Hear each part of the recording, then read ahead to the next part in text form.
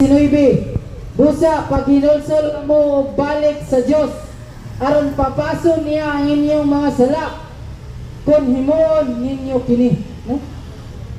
Pag hinulsol igsoon og balik sa Dios aron papaso niya ang inyong mga sala, no?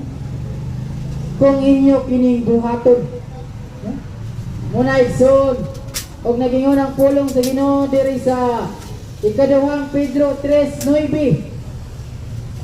Ang Ginoo dili maglangan sa pagtuman sa iyang gisaad, sumala sa gihunahuna sa uban. Apan siya nagpailog kaninyo, kay dili siya buot nga may usa nga malaglag, kundili nga ang tanan maghinulsol ug mobiya sa ilang mga sala, no? Ang gusto sa Dios nga ang tanan maghinulsol o mubiya sa ilang mga sala.